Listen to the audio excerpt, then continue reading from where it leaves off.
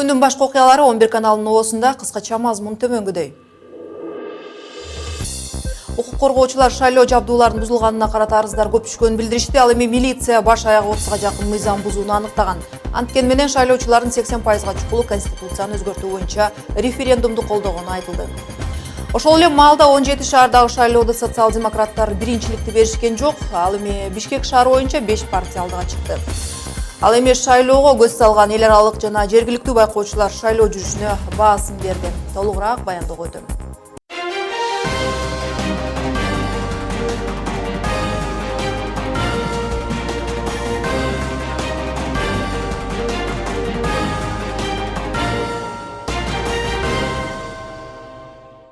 Аты жөнүм Назик Атамбекова, кушуак кеч каалайм. Адегенде өткөн шайлоонун алдын ала жыйынтыктары тууралуу.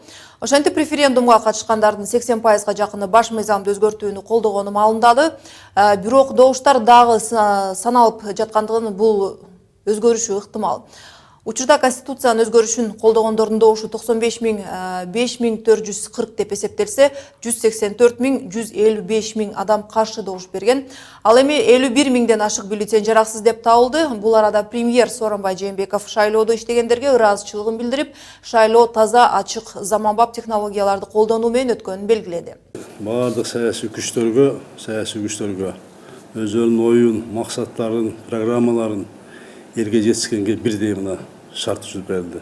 Шайлоого шарт түзүп бергенге катышкан биздин бардык өкүлдөргө ыраазычылык билдирем. Ал эми 45 мандаттуу Бишкек шаардык кеңеште КСДП партиясы 26-63% менен биринчи орунда турат. Андан соң Республика Ата Журт партиясы 25-6%, Өнүгүү прогресс 16-3, Мекеним Кыргызстан 13-97 жана Кыргызстан партиясы 10-03 менен шаардык кеңешке келери күтүлүүдө. Эркин добуш берүү үчүн биз бардык шарттарды түзүүгө аракет кылдык.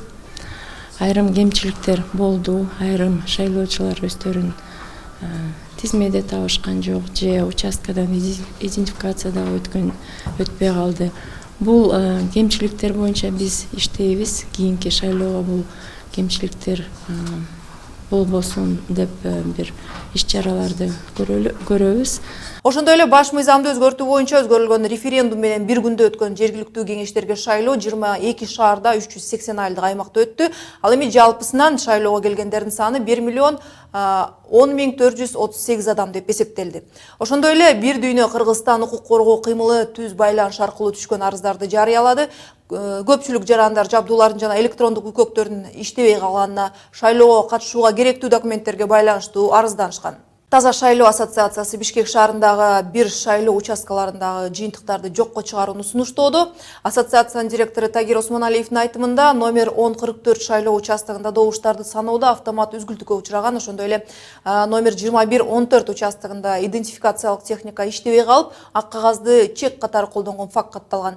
Ал эми Кара-Балтада айрым партия өкүлдөрү шайлоочулардын добушун 100-200 сомго сатып алууга аракет кылышкан. Ассоциация түзгөн WhatsApp группага маалымат келип түшкөнү айтылды. Ошол эле учурда көптөгөн жарандарыбыз ошол отпечаток пальцтары, колдордун отпечатоктору өтпөй калгандан улам шайлоо албай калды. 90%-80% иштеп берсе, анда биз ошол 30%-тан эмес, дагы балким көбүрөөк пайыздар, добуштардын пайыздары көбөймөк болчу да. Бул арада жергиликтүү кеңештерге шайлоо жана референдум учурунда милиция 27 мыйзам бузуу аныкталган Ички иштер министрлигинен кабарлашты. Маалыматтарга караганда Бишкекте 5, Чүй облусунда 2 жолу добуш сатып алуу аракети орун алган. Ошондой эле башкалаада үгүт материалдардын жоккулугу байланышкан 3, Жалал Абад облусу Нокен районунда бейбаштык боюнча бир факты катталган. Ошол көчө негизги эң шайлоо болгон референдумга боюнча негизги иш-чаралардын жүрүшүндө көчө 27 ар кандай тартип бузуулар, укук бузуулар катталды. Булар негизинен адамдардын добушун сатууга аракет жасоо Бишкек шаарында, Чүй областында, андан сырткары Бишкек шаарында, анан Ош шаарында жанакы жарандарды шайлоо участокторуна автомашиналар менен ташып келүү боюнча, андан сырткары мыйзамсыз агитация жүргүзүү иштери, ошондой эле дагы бир айтып кете турган нерсе, Жалал Абад областынын Базар Коргон районунда айылдык кеңешке сот тарабынан издөөдө жүргөн жарандагы шайлоого кандидат катары келген экен. Ошол жерде милиция кызматкерлери карап, аныктаса 2016 жылдын майында ошол тааныштарынан бир автомашинасын алып сатып жиберип акчасын бербей кылмыш иши козголуп, материал сотко жөнөтүлгөн экен. Сотко келбегендигине байланыштуу ошол сот издөө жарыяланган. Эң негизги мындай айта турган калгандары боюнча кээ бир маселелер боюнча материалдарын топтоп туруп жергиликтүү шайлоо комиссияларга жөнөттүк. Айрымдары боюнча бүгүнкү күндө текшерүү иштерин жүргүзүп атабыз. Бирок конкреттүү түрдө ошол агитация учурунда, шайлоо учурунда добуш сатып алууда кимдир бирөөлөргө сатып алды, же болбосо конкреттүү фактылар менен кармалган жок. Айтылган бизге жүзөккө түшкөн ыкчам маалыматтар, анан көпчүлүк жарандар өздөрү да кайрылган. Ошонун негизинде биз текшерүү иштерин жүргүзүп тактап атабыз. Азыр эми көп нерселерди такташыбыз керек. Шайлоого байланыштуу биздин кызматкерлер участоктордо болушту, нөөмөт бөлүктөрүндө болду. Ушул жуманын ичинде биз ар бир боюнча кандай чечим кабыл алынды. Биз негизинен чечимдерди ушу шайлоо комиссиялары кабыл алыш керек. Себеп дегенде ушу шайлоого байланышкан фактылар да катталган. Ал эми бизге тиешелүү кылмыш жаза кодексинде берилген ошо берилген жазаларга же болбосо ошого карата кылмыштарга биз сөзсүз түрдө өзүбүздүн баабыбызды беребиз. Бирок бүгүнкү күндө ошол кылмыш жаза кодексинин добуштарды сатып алуу боюнча 140-беренесинин негизинде иш козголгон жок. Бир нече маалымат болгон, аларды текшерүү учурунда ошол такталган эмес. Такталбагандан кийин ал иш козгоого негиз жок деп эсептелет. Жалпы жонунан 27 маалымат түштү. Анан мен сага маалыматтардын баарын бердим, карасаң болот. Бишкек шаарында да бар, Чүй областында, анан Ош шаарында 1, анан Жалал Абад областында 2, калгандары негизинен Бишкекте көбүрөөк катталган ушул. Бул жанагы добуштарды сатып алуу аракет жасоо, адамдарды автомашина менен ташуу, ошондой эле жана үгүт тиги баннерлерди айыруу фактылары эң негизги көбүрөөк. Чүйдө 4, Жалал Абадта 2, Ошто 1, калган бардыгы Бишкек шаарында. Таза шайлоо ассоциациясы 2007 жылы Кыргызстандагы шайлоонун өткөрүүнү жакшыртуу максатында түзүлгөн. Уюмдун ичинде 19 бейөкмөт уюмдар кирет. Жаңылыктарды улантабыз. 11 каналында кезекеме редактордук талдоодо 11 декабрда өткөн шайлоо жыйынтыгы чыгаруу уланууда. Өкмөттүк жана бейөкмөттүк уюмдар добуш берүүнүн жүрүшү тууралуу өз бааларын беришүүдө. Айрым талдоочулар шайлоо чабал даярдык менен өткөнүн белгилешсе, кээ бирлери улам барган сайын Кыргызстандын шайлоо системасы заманбап таштырылып, таза өтүп жаткандыгын айтышууда. Кененирээк каналдын баш редактору Элянора Сагындык кызы токтолот. Элянора, айтсаңыз, эң эле биринчи мүчүлүштүк бул техникалык кемчиликтер болду окшойт. БШК бул тууралуу кандай расмий түшүндүрүү берип атат? Ооба, Назик, туура белгиледиңиз. Бул жолку шайлоодо техникалык мүчүлүштүктөр көп кетти. Ушул шайлоонун негизги өзгөчөлүктөрүнөн болду деп айтсак болот. Бирок Борбордук шайлоо комиссиясынын билдиришинче, ушул жекшембиде өткөн шайлоодо биометриканы тактоочу, аныктоочу жабдыктар иштебей жатты. Ал эми электрондук үкүктөргө байланыштуу арыздануулар салыштырмалуу аз түштү. Эсиңиздерде болсо, кечээ ушул Борбордук шайлоо комиссиясынын төрайымы Нуржан Шайдалбекова түшкө чейин электрондук үкүктөргө байланыштуу бир дагы арыздануу түшкөн жок деп билдирген болчу. БШКнын маалыматы боюнча ушул ар бир шайлоо участкасында 2ден электрондук үкөк орнотулду. Жана бул үкөктөрдүн бирөөсү бузулуп калса кандай болот деген максатта дагы запаска 1ден үкөк коюлган болчу. Биометриканы таануучу жабдыктар боюнча айта турган болсок, ушул Борбордук шайлоо комиссиясынын билдиришинче, бул сканерлер абдан сезимтал келет экен. Андыктан суук аба ырайы же болбосо ушул шайлоочу деп коебузбу, жаран кара жумуш көп жасап, бармак издери өзгөрүп калса дагы тааныбай калышы мүмкүндүгүн белгилеп жатат. Ошондой эле кечээ өткөн шайлоодо көпчүлүк ушул пенсия курагындагы адамдардан дагы арыздануулар болду. Ал арызданууларга ылайык ушул биометриканы таануучу жабдыктар дагы аларды дароо эле тааныбай койбой, 2 жолу өтүүгө же болбосо кичине кезек күтүп турууга шарт түзүп калды деп айтып жатышат. Жекшембиде шайлоо менен эле катар андан маанилүү баш мыйзамды өткөрүү боюнча референдум өттү. Буга чейин жалпы добуш берүүдө бир чечим кабыл алынды деш үчүн элдин 50% добуш берүүгө катышыш керек эле. Бул жолу босогого 30% эле болду. Бул жалпы жыйынтыкка кандай таасирин берди? Ооба, туура белгиледиңиз. Ушул жылдын октябрь айында, тактап айтсак 31 октябрда президент Алмазбек Атамбаев референдум тууралуу жаңы мыйзамга кол койгон болчу. Ал мыйзам 1 ноябрдан баштап Кыргызстанда күчүнө кирди десек болот.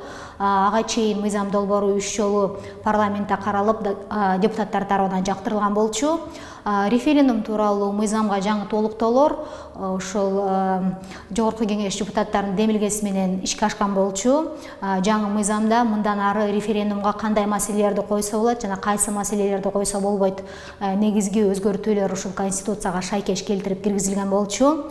Жана бул жерде эң негизги ушул белгилеп койчу нерсе референдум тууралуу кабыл алынган жаңы мыйзамда референдум ушу добуш берүүгө келген шайлоочуларды добуш берүүчү шайлоочулардын же болбосо Кыргызстан калкынын мурункудай 50%дан кем эмес 30%дан ашыгы катышкан убакта ал референдум ишке ашты деп эсептелет деген жолго кирген болчу. Бул тууралуу ошо социалдык желилерде баягы ушул жаңы референдум тууралуу мыйзамдагы өзгөртүүлөргө ылайык ушул конституциядагы толуктоолор өтүп кетти, ушуга түздөн түз тийиштүү болду деп жогорку соттун конституциялык палатасынын мурдагы судьясы Клара Соронкулова жазып чыкты. Албетте ал кишинин жазгандары андан ары кызуу талкууга алынды.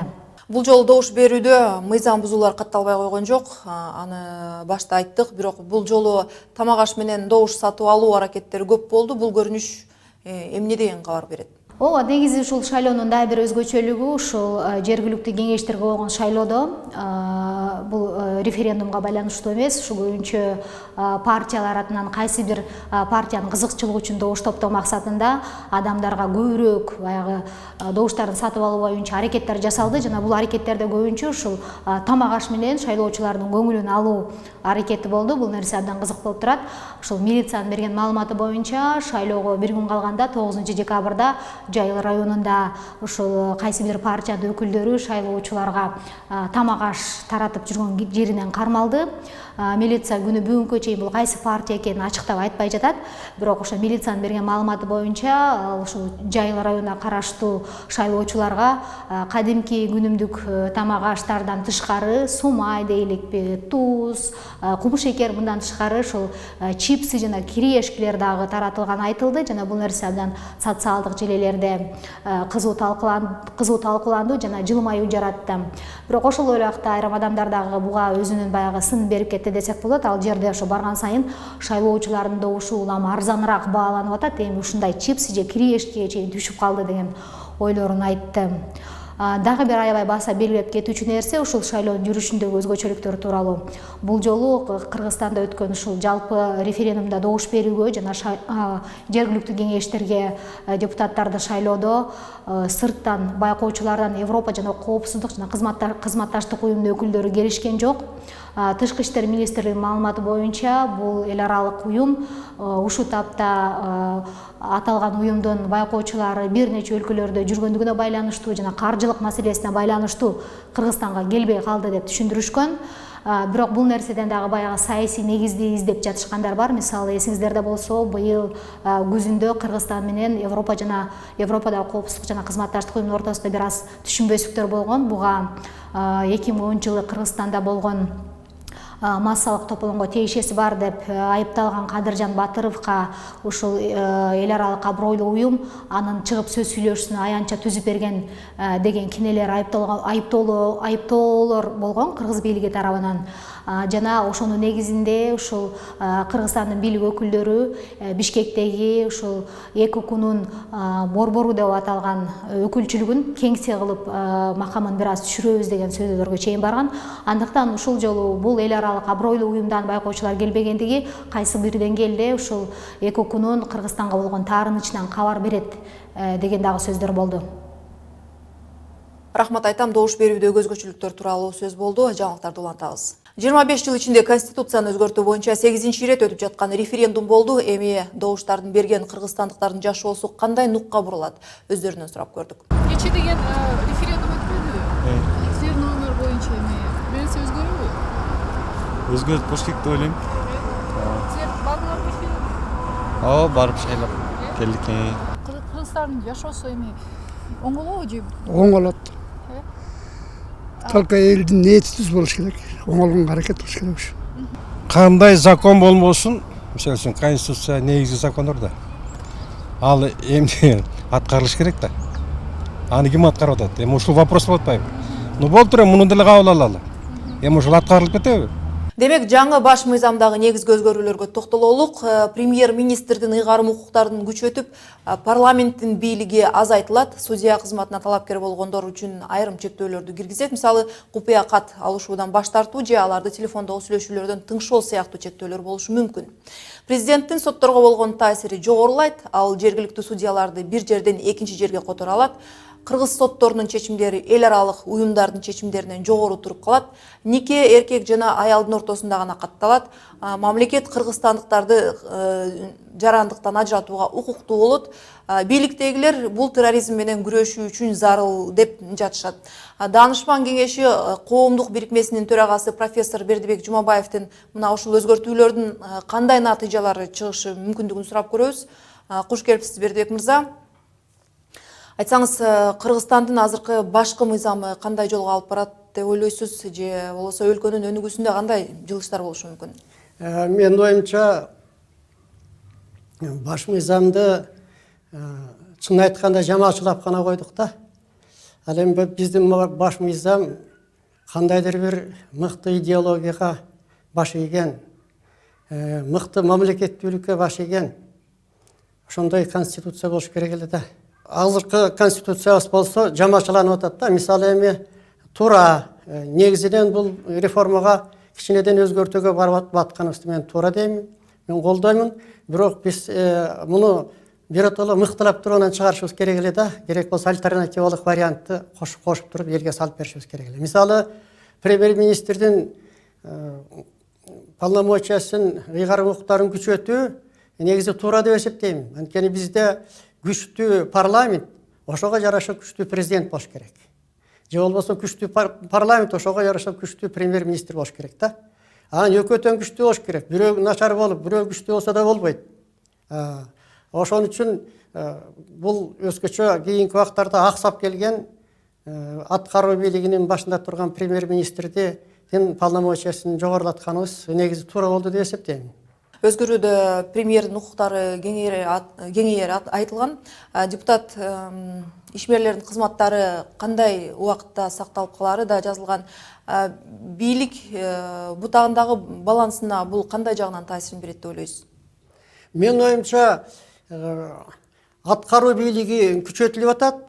Ал эми парламент өзү эле парламенттин чечим кабыл алуусу деги эле өзү татаал нерсе болот, өзүңүздөр билесиздер. Ошого байланыштуу парламент ага караганда начарлайт. Менимче бул убакта баланс сакталат деп айтууга болбойт да.